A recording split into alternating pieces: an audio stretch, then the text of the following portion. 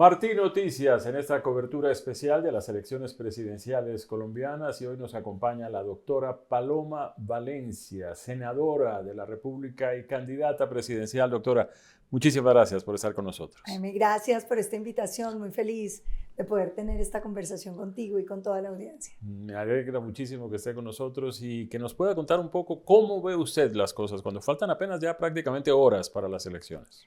Bueno, yo creo que Colombia está recorriendo un camino muy difícil, que el gobierno de Gustavo Petro viene repitiendo la cartilla que le conocimos a Hugo Chávez, una cartilla inspirada en la destrucción del Estado de Derecho, ya no a través de la revolución que vivió Cuba y otras democracias, sino por un proceso mucho más complejo, sutil y por eso más peligroso, Jaime, porque lo que le pasa a las democracias hoy en el mundo es que quienes llegan a matarlas llegan por las vías democráticas.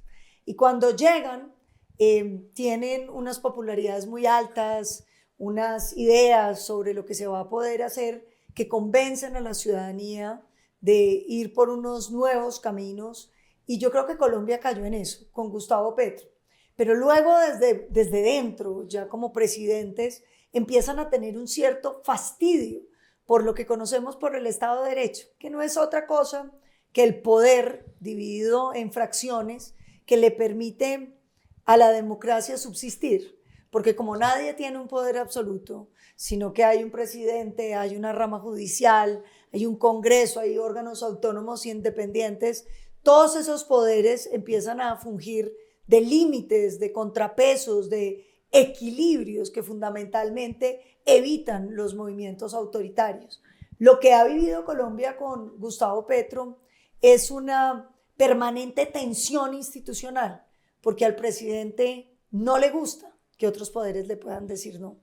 No le gusta que haya poderes que lo critiquen, no le gusta que haya poderes que le proscriban, que le prohíban de hacer esta o aquella cosa. Y entonces lo que ha venido viviendo Colombia es un presidente tratando de desbordarse y una institucionalidad resistiendo a ese poder presidencial.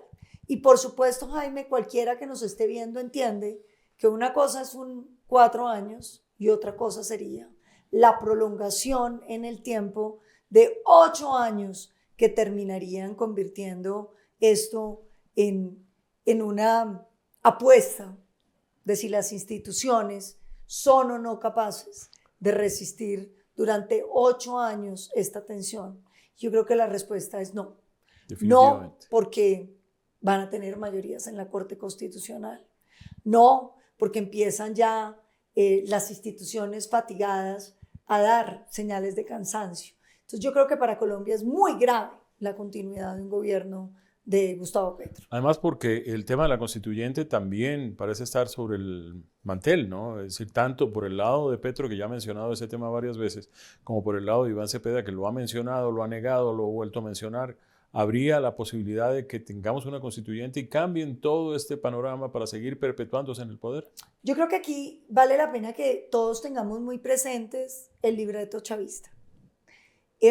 Y es interesante, Jaime, que el ciudadano que nos está escuchando ahorita reflexione sobre lo siguiente.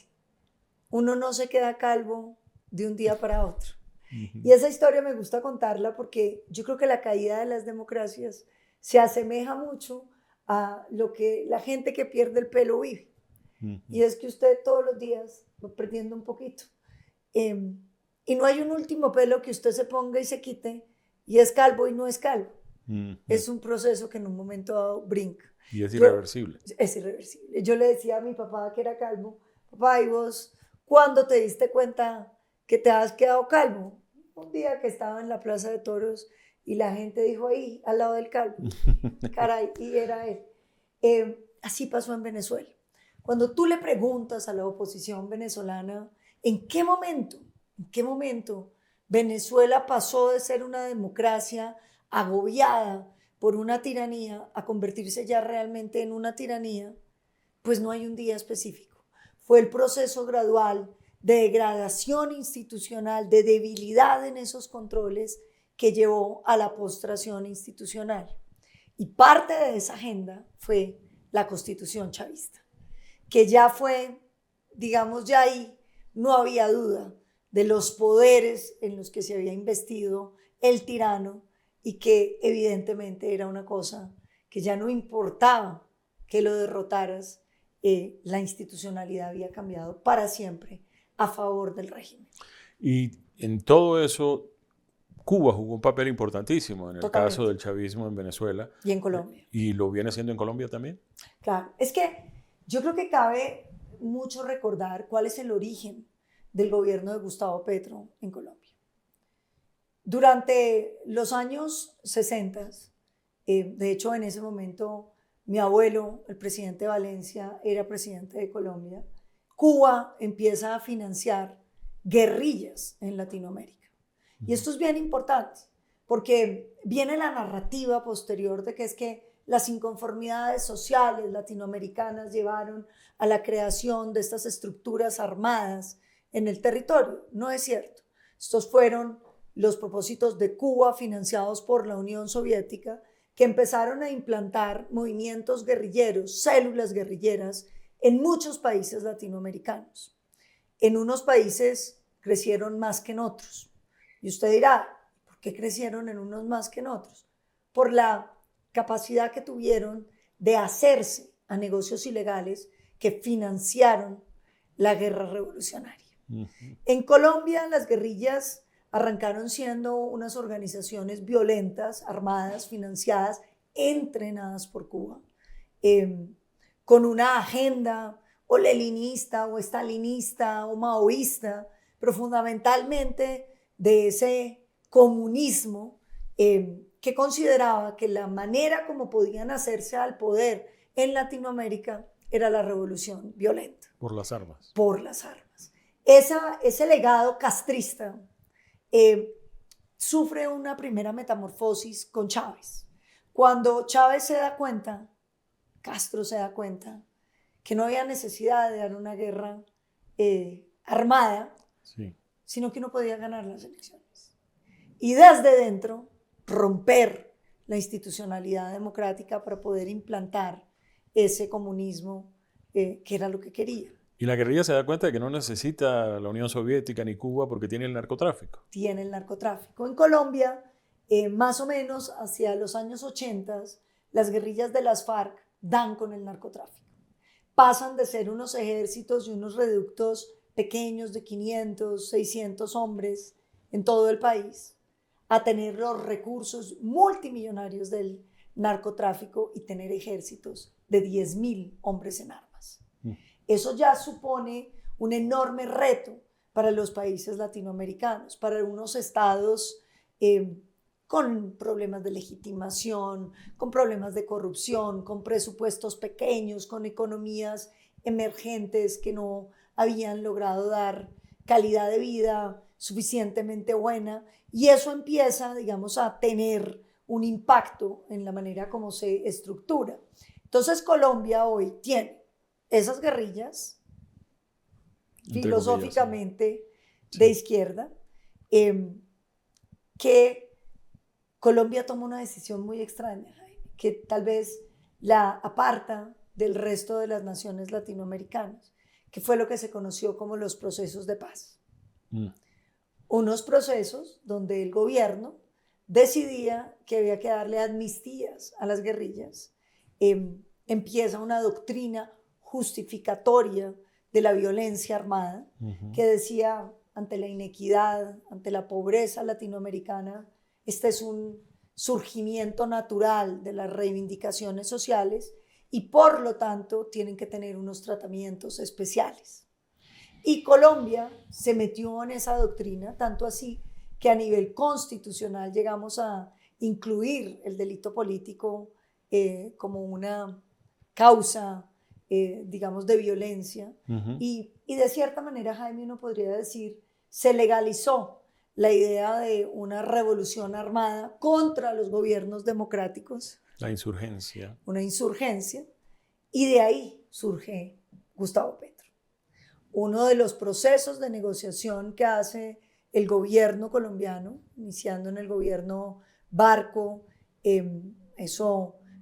durante los años 80, logra la desmovilización de algunas de esas células, en este caso el M-19, y ese M-19 deja las armas, recibe impunidad, nunca es sancionado por los crímenes atroces que cometieron, entre otras, la toma del Palacio de Justicia colombiano, el asesinato de todos los magistrados de la Corte Suprema de Justicia. Todo eso queda en impunidad. Inician un camino democrático, Jaime, con la Constitución del 91. Lamentablemente. El M-19, con los estamentos políticos colombianos, pactan una constitución, que es la que nos rige actualmente. Y esa constitución que ellos escribieron ya tampoco les sirve. Entonces, cuando usted se pregunta, ¿qué tiene que ver Petro con el modelo castrista? Y creo que es bastante claro cómo podemos hilar el surgimiento de los grupos guerrilleros en Colombia con la incidencia de Castro, la Unión Soviética en las guerrillas, llega al poder por vías legítimas, como Chávez, pero viene la imposición del régimen, que arranca por desdecir de la Constitución que ellos mismos habían hecho y el ataque permanente al sector privado, el cultivo del mensaje del odio de clases, que altera, digamos, la percepción misma que tiene la sociedad de sus estamentos, el odio social de unos con otros. Y fíjese lo interesante, la continuidad del gobierno de Petro, hoy en la figura de Iván Cepeda, sí, avalado por el gobierno y por todas las guerrillas que quedan en el territorio. Que además, y esto le atañe directamente a usted porque esto ocurre en la zona del país de donde usted proviene, están utilizando la intimidación, el constreñimiento para que la gente vote por su candidato.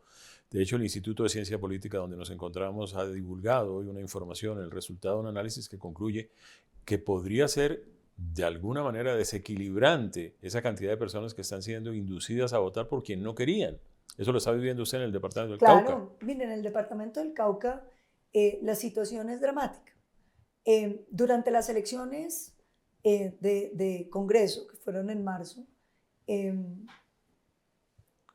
las guerrillas trataron de hacerse a unas curules que creó el Acuerdo de Impunidad de La Habana, y la dirigencia afrodescendiente del Pacífico caucano dijeron: nosotros no nos vamos a dejar imponer los líderes de la guerrilla. Y empezaron a trabajar para construir y que los liderazgos permitieran, digamos, contra los candidatos de la guerrilla, la expresión democrática del liderazgo afrodescendiente del Pacífico caucano. La cabeza visible fue un exdiputado de apellido Vallejo. El lunes siguiente a elecciones fue capturado por las guerrillas, torturado su cuerpo y lo mataron y lo dejaron exhibido. Y la razón que recibió la población en esa zona fue: aquí se vota por Cepeda. Y el lunes venimos a revisar los resultados. Entonces, sí, usted está viendo aquí una cosa que Colombia ha vivido muchas veces, que es lo que aquí se conoce como la combinación de formas de lucha. Entonces, por un lado está la campaña, por el otro lado está la plata ilegal que el gobierno está destinando para la campaña, por el otro lado los grupos ilegales, todos presionando para la elección de Iván Cepeda. Si a eso le sumamos el hecho de que pues, no estamos muy seguros, primero, de que haya justicia, transparencia, claridad en el proceso electoral y sobre todo en el escrutinio de los votos, y además en el reconocimiento, porque ya el presidente Petro pues, dio una señal de que pues, no le interesa mucho reconocer cuando se negó a hacerlo en la primera vuelta y solo 2 semanas después aceptó los resultados. Pero además tenemos la posibilidad de que la gente salga a la calle. ¿Usted ve eso como un riesgo en este proceso del próximo domingo? Yo creo que eso va a suceder, pero yo quiero ser claro. Él tampoco reconoció los resultados cuando ganó Iván Duque, lo que no significó nada. porque eso tiene un propósito posterior. Ellos lo que hacen es no reconocer para dejar sembrada la duda de qué va a pasar. Luego agitan la movilización social y en lo que nosotros vivimos en el gobierno de Iván Duque fue el propósito de derrocar al presidente, con el argumento de que ellos no estaban derrocando un presidente legítimamente elegido, sino una persona que no había sido legítimamente elegida. Por lo menos Entonces, no lo que yo creo que le viene a Colombia es la movilización social agresiva y violenta contra el presidente elegido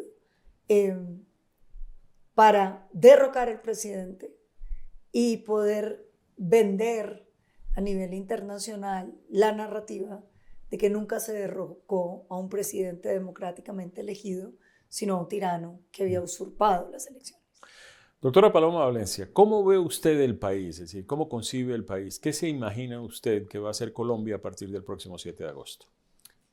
Yo creo que independientemente de quién gane, vamos a tener unos periodos difíciles, porque el problema de la izquierda antidemocrática que está gobernando hoy a Colombia es que esto no es un tema de izquierdas y derechas.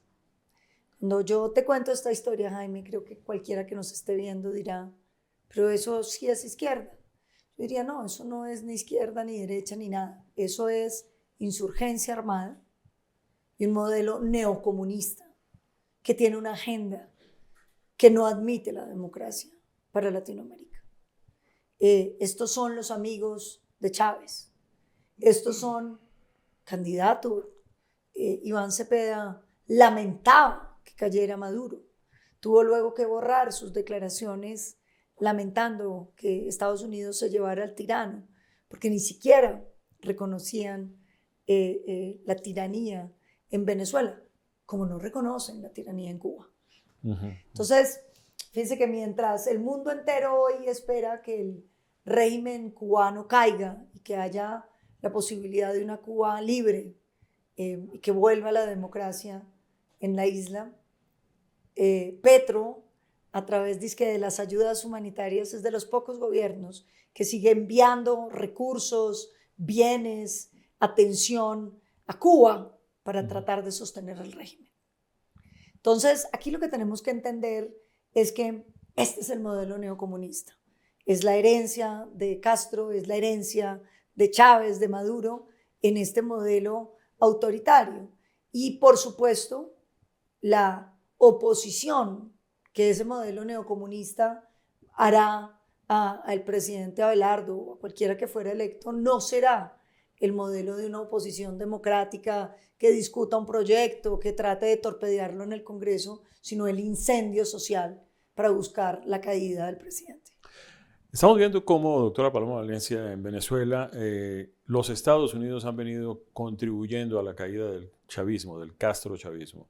De alguna manera, pues Cuba espera que sea el gobierno de los Estados Unidos y particularmente el presidente Trump el que contribuya a encontrar la solución a 67 años de dictadura castrista y esa pesadilla que está viviendo la mayor de las Antillas.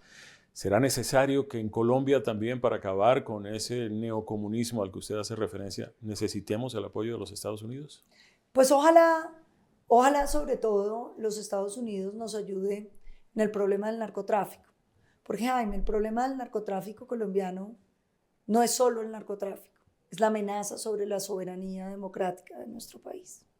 Cuando tú tienes estructuras armadas financiadas por el narcotráfico, que no son solamente carteles, sino estructuras, ejércitos ilegales que quieren promover una cierta doctrina política, no porque crean en las ideas marxistas, sino porque ese tipo de régimen termina apoyando la proliferación del negocio ilegal, como ocurrió en Venezuela, pues tú tienes una amenaza latente a la democracia. Creo que para que Colombia pueda ser una democracia plena, necesitamos extirpar el narcotráfico y ahí la ayuda de los Estados Unidos es fundamental. Este país no tiene cómo, sin la ayuda de los Estados Unidos, derrotar las estructuras mafiosas que hoy están en el ELN, en el ejército gaitanista, en las disidencias de las FARC y en un nuevo fenómeno que vive hoy Latinoamérica, que es el microtráfico.